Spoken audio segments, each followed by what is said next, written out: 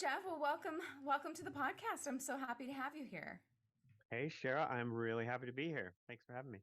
So you and I have sat next to each other at many conferences. Yes, we have. And what I learned, because us agencies and vendors that are in the vendor hall while everybody else is off learning end up talking to one another. And what I've learned is that you have a really fascinating company that really helps colleges solve technology needs and find partners when they need them the most. So tell me a little bit about your business and how you got it started. Thank you, Cheryl. I will. I'd love to. So, right before the pandemic, okay, a little bit about me first. I did spend about 21 years in higher ed. So, I was a web and mobile director at two large public institutions. The last one was Sacramento State. So, I'm in California. And and what happened right before the pandemic kind of was um, the impetus, the final thing that I realized that made me kind of start building what I've been thinking about was I was tasked with finding a cloud workflow solution for our campus. We have a legacy old on-prem workflow solution, kind of a digital imaging system and workflow. And so I'm like, oh, no big deal. I've been doing this forever. I'm the perfect person for this. I'll get us a short list and we'll find our solution. And I couldn't believe how hard it was to sift through all the solutions out there. I'm plugged into some community groups. I have access to software ratings and review platforms, and I have, little even the CSU that I was in has good collaboration, but it was still really hard to find that short list because so many vendors sell to outside of higher ed, and they're kind of trying to get into higher ed and say like, oh yeah, we do it for universities too. But I couldn't believe it. If I'm having trouble, what about all the people that aren't as plugged in and they're new to their jobs and maybe you get tasked with finding software and you're not really the right person for it. So that's what prompted EdTech Connect is um, it's a crowdsourced technology database. So we have a model right now, right? We have institutions, we have organizations that support higher ed for technology, and they're great. They're community based. There's annual data that's reported, but it takes quite a lift to get that data. So I thought, why don't we just go right to the end users and and not have the institution be a bottleneck where they have to pay their membership fees to these organizations and they have to delegate access to the community. Not everyone gets access, but what if everyone with the .edu email address could log in, submit the software they're using in their role, submit their skill set, give us a little information about their role, and then rate and review software. There's rating and review platforms out there, but what if it's just for higher ed, verified with your .edu email address? So I started building it right before the pandemic, and then it became very relevant in the world. I That's love the that short story. you found a problem, right? And I had the same problem when I was marketing director at Maricosta College. We were using a web platform. It was like an Adobe product, and all of a sudden they discontinued it, and we were like, "Oh, we we have a discontinued like CMS system." And I didn't know where to look at all. Like I just went to Google and started Googling Mhm. companies. So I had the exact same problem. Um, and then we had all these like vendors do like capability proposals, and it was literally the most boring thing I've ever sat through. No, and I Yeah, know that was your old role, Jeff, so no offense. no But I problem. wish I had had a tool like that because then I went on the listserv and I was asking like other people, what are you using? What are you doing? Who is Mhm. your vendor? And then you get a million responses that way. And so what a great idea. You found a problem and you solved it. So you started this during the pandemic. And what does it look like today? Ooh, it is growing more than I thought it would be to this point. So we started, it really was built for higher ed by higher ed, which was my goal. So a diverse group of my colleagues from all over the country started it with about 20 of us. Um, and we added about 180 software solutions we knew were being used in higher ed. So that's where we started. And since then, we've grown to have over 800 technology solutions in our database that are vetted by higher ed. Uh, but what I'm most proud of is it's from 461 unique institutions across the country. So I was a little concerned it would take off pretty deeply in my close network of schools. A lot of people from each school would sign up, but it really took off. We have about 11% of the whole university footprint across the country. So that's what it looks like today. And we've gamified it because we're not paying our users for these reviews. Whereas some platforms you can get a gift card or you have to spend your whole lunch hour doing a review and you get paid for that. This is really just access to the data. You get access to the data if you just give us a profile and rate some software. Um, and so that's really we've incentivized that. You get badges if you rate so many titles and if you promote on social media. So we're trying to make it fun. Right. Um, and then another thing that we've done recently, actually about a year ago, was we've created a periodic table of technology, which is the most popular part of the site. So right on the homepage, I can't describe it very well in the podcast, but imagine a periodic table of all the categories and topics of higher ed, which I think it's interactive, so you can hover over a tile and find out what are the software vendors in higher ed for this particular topic. But it just shows the complexity that we're at now in higher ed, where maybe a decade ago you would think about what's my content management system, my learning management system, maybe your student information system, but all of these solutions have come out in the last decade or so. So it's really cool to see. Yeah, I've always said that college is like a city. I mean, anything that goes on in a city happens in a college. So, you don't even like fathom how many technology solutions and how many vendors colleges have to work with to get their business done. It's Right. incredible. It's I even incredible. loved when you recently had Alex from Hootsuite. I listened to that Yes. podcast. What a great solution! And a lot of schools didn't know about Hootsuite even. Your social media aggregator. But yeah, all these companies are being discovered on the platform. A lot of AI companies as well, and so it's fun because now we get to see they're coming to EdTech Connect and finding EdTech Connect and submitting profiles, and higher ed gets to see what's happening. So, what type of technology are you seeing that's really popular on the site that's being searched for a lot? Any trends, anything pop up that's really interesting? Yeah, a couple. Recently, of course, now we're in the year of AI. There are so many AI companies that are out there and listed on the site. That's one big one. And the other one I'd like to talk about a little bit is digital experience platforms. So think of content management back in the day where we were just creating content to publish somewhere. Now we have all these transactions we want to conduct and integrations. And so um, that's been recognized by Gartner now. This digital experience platform space is becoming very popular on the site. So those are two I like to talk about that a lot of people they know about the AI, but when they hear DXP, they're not quite sure what that is. Yeah, I So don't know I don't really, I haven't heard that term. Like, what is it? Like, what? yeah, it's like when you need like I go back to I really think it's like 15 plus years ago, all the school in the country were scrambling to create a process to publish content, right? We had all these people and the bottleneck was the webmaster. So let's not have that bottleneck. Let's let everyone, all these subject matter experts on campus publish their content. And what's happened is we become kind of the victims of our own success with these platforms because there's too much content out there now. So the DXP is really a CMS is one part of that platform where there's other parts like an integration platform, a data store so you can personalize for your entire campus and deliver content across all these different endpoints, not just the website. You might have a mobile app, a portal, digital signage, in addition to your website. So there's all these silos of content, and a CMS is often just one where you need a platform that really can push content out everywhere. So that's really what the DXP is. It's the evolution and the addition of other solutions into that platform.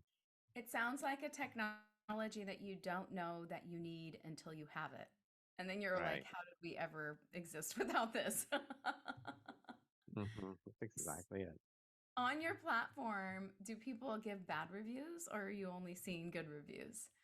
There haven't been any that have been too bad, but there's honest reviews. And the software vendors can respond to that just like any other platform. But it's been the ratings and reviews is pretty popular. So there are some that are not as great as others. I can say that.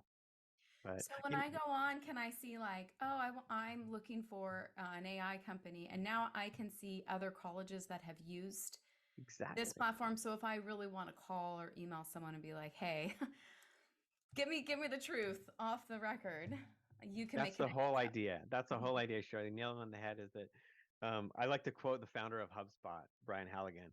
He said, when you're looking to buy software, you look to your peers, your network. So higher ed never wants to be on the bleeding edge, but they always want to be kind of right behind the bleeding edge on the leading edge. So yeah, you want to find out what other schools have done it that are like you.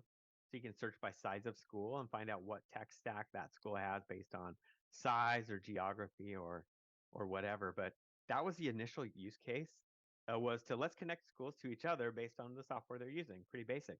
But what we're realizing is these large schools like Arizona State University and the UC system have both told me they're like, wow, we didn't even know we had this. Like we didn't know we'd already purchased this. This is great because they're so big. So they don't have to go through those extra procurement processes because it's already been approved at some level at their school. So that's been nice to see.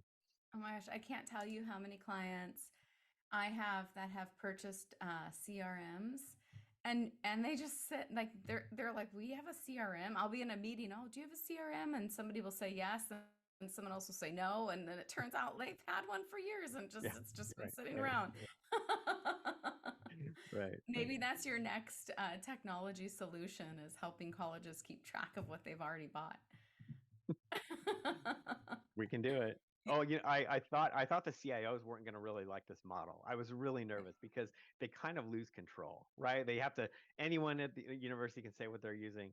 But that's not the case. They're using it and they're saying, I'm going to have my staff create profiles so I can find out what's being used on my school because this model handles the faculty member using free software in their classroom, not just a procurement for a large enterprise system, but companies are getting so clever with marketing right to faculty and staff with EDU pricing and free trials that it handles those little things too. Yeah, they really are. Well, I was curious to ask you more about some of the AI solutions that you've seen come through. How are people responding to those? And do you think colleges are using them? Oh gosh, there's so much out there. It's hard to keep up, and Yeah. that's really exciting to see. We've been using AI for a long time in higher ed, but not really this flavor of generative AI. So now we have generative AI, and it's in the hands of the masses. And so we're seeing things like, I work for a company now and we have a search engine. It's like the best of breed search engine for higher ed, I think. That's what I like to say. And, there's a lot of great things you can do with that we're working on now too, where, um, sometimes descriptions and meta information isn't put into a page when it's published, but generative AI can do that for you. So there's some really basic things that can be done to help your content be findable. But on the other end, it can be used for personalization as well. So a lot of companies are using AI for personalization. The trick is you can't just search for something and it's hard to find it based on like what do you search for? Everyone's calling their platform like a student engagement platform or AI driven personalization or something like that. So that's what EdTech Connect is great about is that you can really read about how the software is being used in kind of a curated format that they all have to follow. So Well, that's great. I just did a video to people who subscribe to our newsletter of 3 ways that your college can use AI because that's a question that I'm getting a lot from clients is like, do you know other people are using AI or other of your clients using it for their ads or for their content? So everybody wants to kind of like peek under everybody else's skirt before they before they commit to something themselves. yeah, I think personalization really is the next um, big thing for higher ed. I have a quick story about personalization, which is it's been around for a long time. I in 2003, dating myself a little bit here, I was a webmaster at a school, and we tried to implement the latest cutting edge technology, which was personalized websites. Basically, you'd ask a student what they were interested in, a bunch of majors, and once we knew they were interested in chemistry or biology, they would come back to have chemistry and biology photos displaying all over the website for them. But you know why it didn't work is because the manual process of backing that up with all that content, it was manual. We couldn't keep up. And we're like, oh, we'll just find some chemistry and bio photos and put them up there. But then the chemistry and bio department said those aren't correct photos. That's not what we use. And so they couldn't manage it, but we couldn't manage it either. So now it's all automated. Now this can be much more seamless because there's less uh, manual intervention to be able to pull it off. Yeah. Well, I have a story I want to tell you about personalization and a technology tool I was really impressed with. But before we go there, I'm going to take a quick break. How do higher education decision makers find the right solution when technology evolves at light speed? Well, we usually start with our network. EdTech Connect is the network that's democratizing the higher ed technology conversation. EdTech Connect is free, so anyone with a .edu email address can sign up and list the software and services they use in their role at their school. Once you're in, you can find out what solutions similar schools are doing all over the country. Whether you're looking to find the hot new AI tool, or maybe learn options you have to upgrade your campus search engine, or even get to your short list of marketing solution vendors, EdTech Connect is the place to go. So visit edtechconnect.com and set up your free profile to get a pulse for what's happening with higher ed technology today. So we were talking about personalization technology, and I maybe you have the answer. This is something you could find on EdTech Connect. So we did a secret shopper project. We were hired by a region who wanted to secret shop colleges who and universities who have really been excelling in outreach and admissions. So they wanted us to find examples of other colleges who are doing it right because these, colleges are kind of struggling with onboarding. And so one of the colleges that we looked at had a personalized portal that was just basically a URL. So if I submitted an inquiry form, I got connected with a counselor, and then the counselor gave me, it was like college name slash Cheryl Broom. And then I go to that web page and it would have all the things I needed to do. Like, oh, you need to Mm. submit your application, you need to talk to this. And as I would do them, then they would go away and they would get checked off. And I was like, this is so cool. So, such a cool tool and such a way to really personalize a website and an experience for each student. Yeah. So as far as schools that are doing a great job, one thing I found really interesting, and part of the reason I left my career in higher ed to jump to the other side, to the vendor side, is a lot of companies are outside the U.S. that are doing personalization really well. I'm shocked at, in Australia how many schools, even though they only have about 40 institutions compared to our 4,000 here. They are doing some incredible things in Australia with personalization and with their whole infrastructure. Um, so I do talk about that a little bit. And to pivot a little bit on this, because I can't quite give away some of the secret sauce of the universities that actually we work with. Um, One other symptom that we see to maybe get started in kind of revamping your digital experience, personalization is a core, but what we see is search. Search is kind of a symptom. If your search engine, I like to say higher ed is the most complex environment you can deal with, almost with all the personas we have to satisfy: students, prospective students, alumni, donors, athletes, community members. That's just a sample. And then people, the internal people can't often agree that the homepage is maybe for internal versus external and that type of thing. But if your search engine isn't personalized, in a way, these go hand in hand.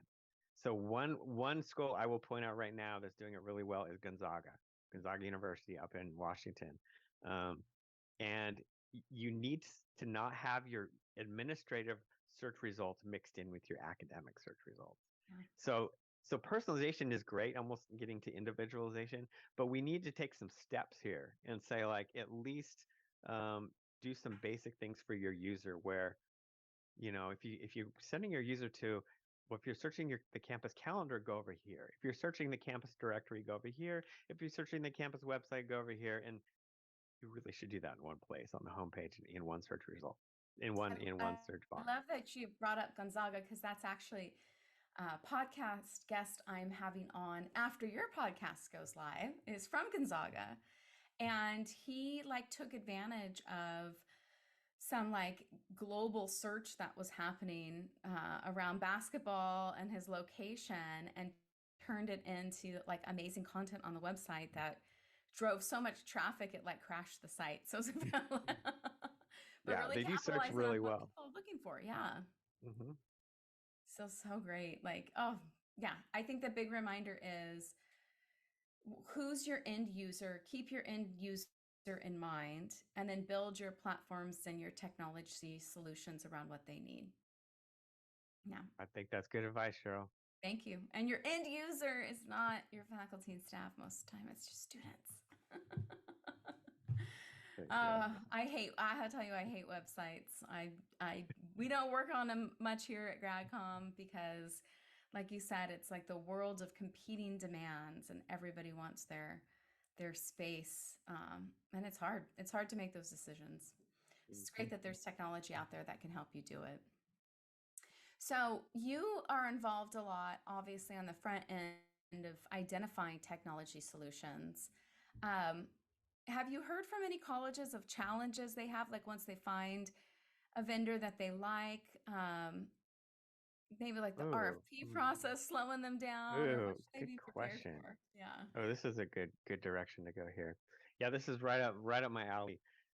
Part of what I built into EdTech Connect when I was building it is when a vendor signs up, we do ask them one question that's a little unique, which is um, uh, how much of your revenue or customer count is higher ed? Just a percentage. Answer one of the questions. And so I really believe there's a sweet spot of, at least 20% of your business needs to be higher ed, if not much more. Because if you're, I won't name the companies, but if you're one of these humongous companies we all know and that we're all kind of having to use, but we're such a small part of their business that our use cases aren't going to matter. So they may have more resources devoted to higher ed than any of these other small to mid-sized companies, but that's only because they're gigantic. And so the licensing doesn't really work. So I just would watch out for those gargantuan companies for doing any sort of niche solution. They do their thing well. Their enterprise, whatever they're doing. And again, I'm not going to name the names, but I think we know the few we're talking about. But as far as finding a vendor and the RFP process, number one, the RFP process, I read so many RFPs that I'll use that CMS example again, where they have their old CMS and they know they're on they're ready to change because it's end of life, or they know they need to change for a feature they need. So they'll take all the current features and they'll add some more because they know they need a better CMS. But really, like what you just said, is we need to look at it from the lens of the user. Like, we're building a digital experience. A digital experience platform is what you need. We're not trying to get a new content management system. Let's look at it from the lens of the end user. And if you can take that into account when you're writing RFPs, I think that really helps, rather than a bunch of features, a feature list, and there's like a check, like, yeah, we have that feature. Oh Um, my gosh, I just want to give a piece of advice on RFPs to all the people out there, because I'm writing this monster one right now. And it's just terrible. And the questions, like, clearly were written by purchasing and not by the marketing department. And I'm like, all these questions are totally irrelevant to what you actually are hiring us for. And I'm like, it's clearly that this particular college has had a bad experience in the past, because they keep asking the same question over and over, over, over, over, over. I was like, don't you want to know more about like marketing capabilities and creativity? And so please get involved in writing the questions for the RFP for all those marketing directors listening to this. yes, please, please get a hold of that RFP early. Oh my gosh. And then they had their question and answers. The addendum came out yesterday, and there was like 87 questions. And the answers were so rude. I'm like, oh, I've worked in higher ed, so I understand that this is a purchasing guy sitting there answering it, and not like the potential client I'll be working with. But I was like, man, if this was my client, I wouldn't even answer this. Answers to the questions were so incredibly unhelpful. So We'd have to have a whole conversation about RFP sometime, Cheryl. oh yes, I should have a purchasing director on just to try to change one person. Well, do you have any advice for colleges, like questions they should be asking? I know your tech solutions that are on EdTech Connect range from smaller to really large tech solutions. And some of them, for like marketing directors, for example, we don't know the technology, we just know what functions it has to have. So sometimes it's hard Hmm. to come up with the questions that will help you get to what you really need. Yeah, some good questions to ask, I think, are get a gauge of how fast the project can go, what the project timeline and process looks like.